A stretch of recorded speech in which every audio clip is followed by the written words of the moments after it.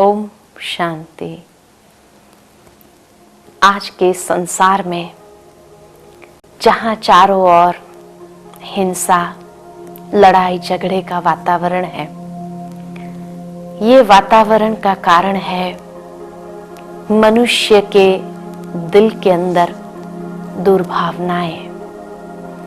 और ये दुर्भावनाएं जब तक इस संसार में रहेगी तब तक ये कैंची का ही काम करता रहेगा। अनेक संबंधों को, अनेक व्यक्तियों को एक दूसरे से दूर करता रहेगा। तभी तो उसको दुर्भावनाएं कहा गया है कि जहां वो इंसान को इंसान से दूर कर देता है, अपनी वास्तविकता से दूर कर देता है, अपने असली स्वभाव से दूर कर देता है, अपनों से दूर कर देता है, और व्यक्ति उसके बाद क्या कभी कंफर्टेबल फील करेगा? उसके विपरीत आवश्यकता है आज के संसार में सद्भावना की। ये बहुत बड़ा गुण है। सद्भावना सुई धागे का काम करता है, वो ब्रिज का काम करता है जो एक से दूसरे को जोड़ देता है, एक व्यक्ति को व्यक्ति से जोड़ देता है, संबंधों को जोड़ देता है, समाजों को जोड़ देता है, और कितना सुंदर वातावरण क्रिएट कर सकता है। विभिन्नता ये प्रकृति की सुंदरता है, लेकिन इस विभिन्नता के अंदर अगर सद्भावना का गुण हो तो कितना सुंदर वो समाज बन जाता है। इसीलिए सद्भावना को अंग्रेजी में कहते हैं हार्मनी, जहां लय लय से मिल जाती है। संगीत के हर एक वाद्य अलग अलग सुर, अलग अलग ध्वनि, अलग अलग वाइब्रेशन क्रिएट करता है, परंतु वो विभिन्न सुरों को जब एक दूसरे के साथ मिलाया जाता है तब वो कितना सुंदर संगीत बन जाता है। ठीक इसी तरह हर व्यक्ति की विभिन्नता अपनी अपनी है, हर समाज की विभिन्नता अपनी अपनी है, परंतु जब वो आपस में मिल जाते हैं सद्भावना के गुण से तो कितना सुंदर समाज वो बन जाता है, जहां इंसान को रहने का मन करे, दूर भागने का मन न करे। इसीलिए सद्भावना के गुण की आवश्यकता ये समय की मांग है। जिस प्रकार शरीर के अंदर भी विभिन्न मांसपेशियां हैं, लेकिन वो विभिन्न मांसपेशियों को जोड़ करके शक्ति का अनुभव कराती है वो रक्त जो हमारे अंदर बह रही है रक्त वाहिनियों के द्वारा। ठीक इसी प्रकार समाज के विभिन्न वर्गों को जोड़ने का रक्त सद्भावना है, और यही सद्भावना के गुण से व्यक्ति क्या नहीं कर सकता है इस संसार के अंदर। लेकिन ये सद्भावना का गुण आए कैसे? भावना का आधार है भाव। तब तो कई बार कई लोग ये कहने में कह देते हैं, आप मेरे भाव को समझने का प्रयत्न करना, क्योंकि अगर भाव को नहीं समझा तो शायद भावना मिल नहीं सकेगी, एक दूसरे के करीब नहीं आ सकेंगे। तो भावना का आधार भाव है, और भाव का आधार चिंतन है, शुभ चिंतन। जितना हमारे मन के अंदर निस्वार्थ भाव से शुभ चिंतन है, और शुभ चिंतन से ही वो भाव प्योर बना रहता है, और भाव जहां प्योर है वहां भावना में अंतर नहीं आ सकता है। शुभ चिंतन करने के लिए तो वैसी दृष्टि चाहिए।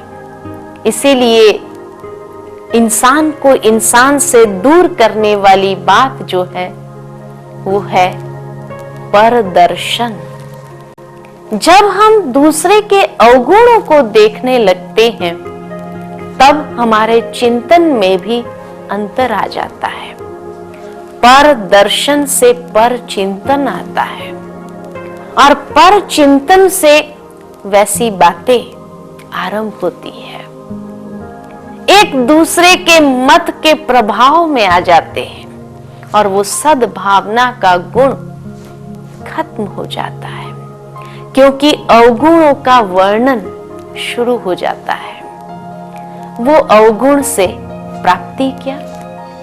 आज किसी के बैठ करके हम पर चिंतन की बातें करें, शायद उस वक्त एक टेस्ट आता है, लेकिन वो टेस्ट से कैसे इंसान से दूर होने लगता है। कहानी याद आती है शास्त्र की कि रावण जैसा रावण भी सद्गुणों से, सद्भावनाओं से डरता था। इतना शक्तिशाली, इतना बुद्धिशाली विद्वान। कहा जाता है कि जब श्री राम जी रामेश्वरम पहुंच गए तो उन्हें यज्ञ करना था, शिव जी की स्थापना करनी थी, आराधना करनी थी और उनसे शक्ति प्राप्त करनी थी।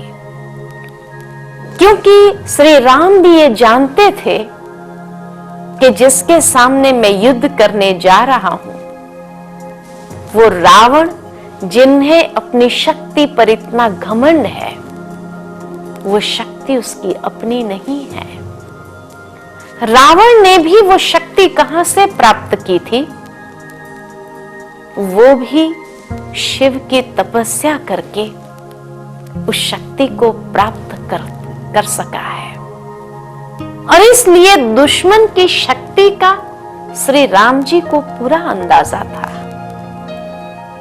और इसलिए अगर उसके साथ युद्ध करना है तो श्री राम भी जानते थे कि मैं अपनी शक्ति से शायद उस शिव की शक्ति पर विजय न प्राप्त कर सकूं।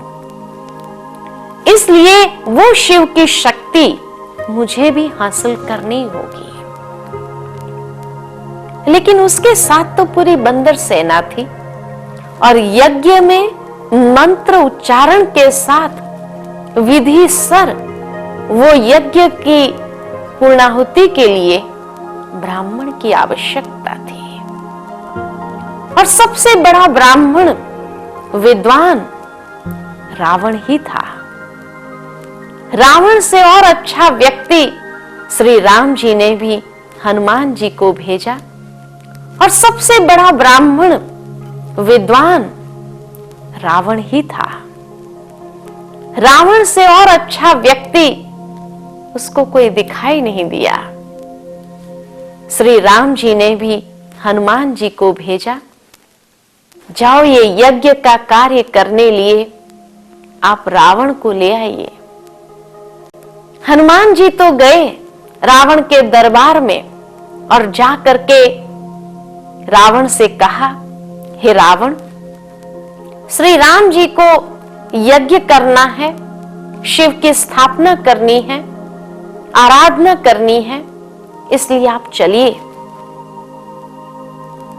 जब ये बात रावण ने सुनी, उसने मना कर दिया, मैं नहीं आता हूं, जिसको भी लाना चाहो आप ले आइए। हनुमान जी जबरदस्ती तो नहीं कर सकते थे, वापस आ गए। श्री राम जी को सब बातें सुनाई कि वो तो मना कर रहे हैं। श्री राम जी ने सोचा इसको लाना तो है ही है।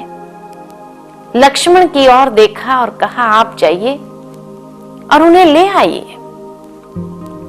लक्ष्मण के मन के भाव उभर आए कि जिसको हनुमान जी बुलाकर नहीं ला सके, मैं तो कैसे उसको ले आऊंगा।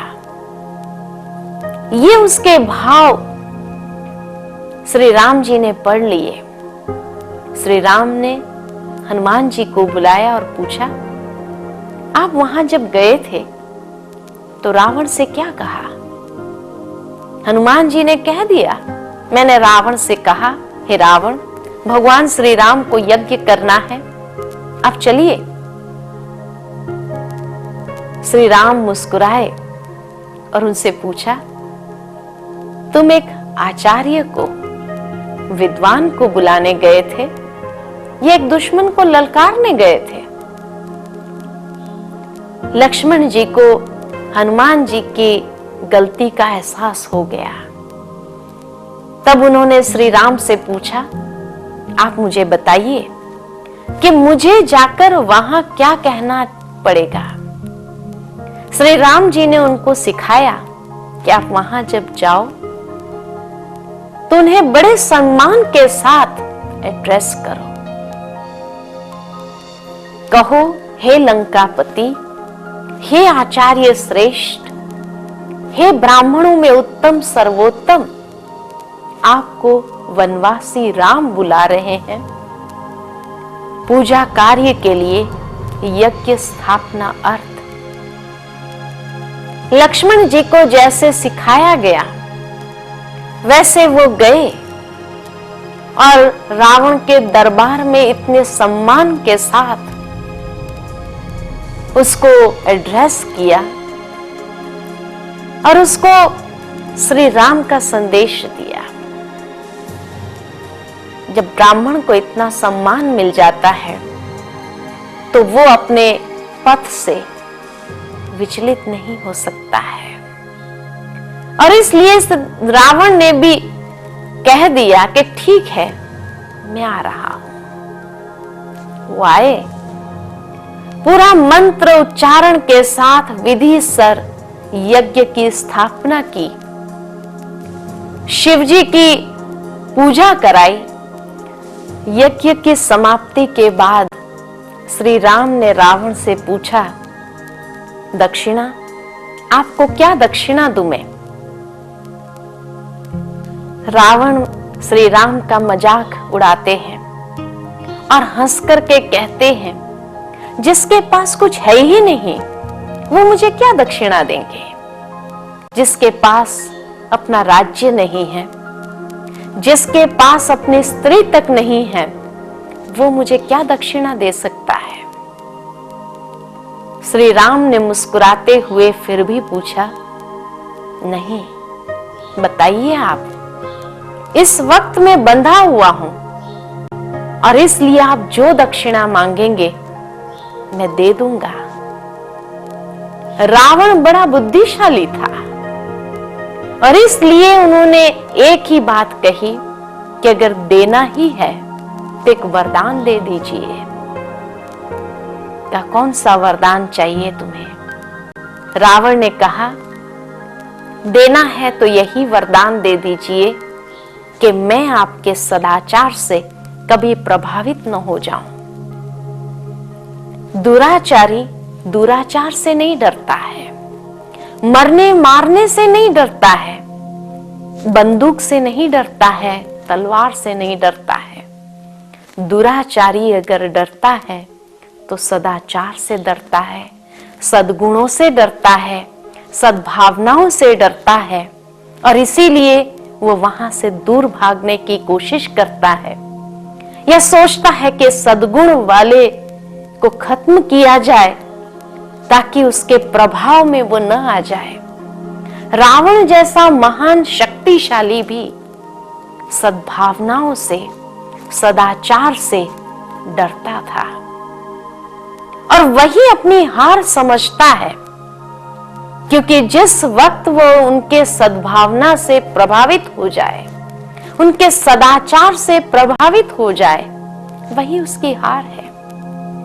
विभीषण श्री राम के यही सदाचार के प्रभाव में आ गए और इसीलिए तो वो उनके तरफ हो गए रावण के भाई होते हुए भी आज की दुनिया में भी जो इंसान सदाचारी है वो शक्तिशाली है।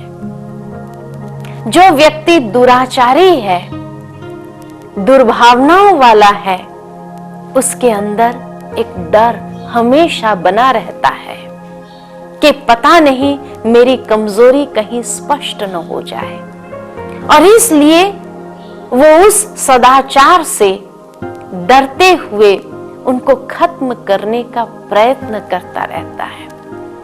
आज जब इंसान के बारे में भी पर चिंतन करता है तो वो पर चिंतन क्यों करता है?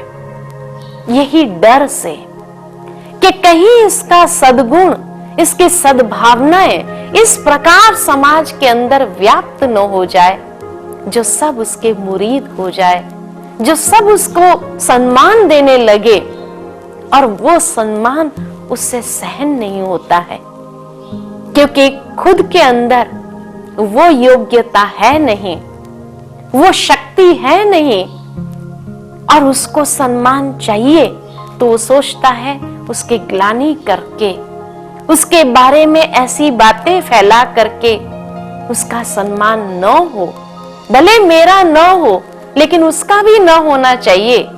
इस भावना के कारण ही वो पर चिंतन करके दूसरे की बुराई फैलाने का प्रयत्न करता है। इतना डर इंसान को है। जहां सद्भावनाएं हैं, सद्गुण है, वहां डर नहीं। और सद्भावना युक्त व्यक्ति कभी किसी की ग्लानि नहीं करता है क्योंकि वो अपने आप में भी खुश है और दूसरों से भी सदा प्रसन्न है, इसलिए वो कभी ग्लानि नहीं करता। लेकिन कमजोर व्यक्ति डर के कारण ही ग्लानि करके दूसरों को हर एक से काटने का प्रयत्न करता है। तो इसलिए आज से एक शक्तिशाली विधि को हम अपने जीवन में अपनाएं। शक्तिशाली विधि जहां है और वो विधि है सद्भावना। सद्भावना से अपने आप को संपन्न करे, शक्तिशाली बनाए। नदी जो सागर की ओर बहती है, संपूर्ण समर्पणमयता की कहानी है। उमड़ते हैं जब आकाश में बादल, वो लेकर देने की निशानी है। रुकने का नाम तो मौत है, जो बांटता चला जाए वही जिंदगानी है। दोस्तों, आपकी सद्भावनाएं आपको प्रभु का प्रिय बना देंगी, क्योंकि भगवान भी हमारे हृदय की भावनाएं ही देखते हैं। ये कार्यक्रम आपको कैसा लगा? यदि आप किसी जीवन मूल्य या गुण के बारे में जानना चाहते हैं तो हमें इस पते पर अवश्य लिखें। के करुणा ब्रह्मा कुमारीज शांतिवन कॉम्प्लेक्स, तलहटी, Abu road, 307510, Rajasthan, India. Phone number 02974228101 email info@brahmakumaris.com। आपका जीवन ज्ञानमय, योगमय और आनंदमय हो। इन्हीं शुभकामनाओं के साथ हम आपसे विदा चाहेंगे। नमस्कार, ओम शांति।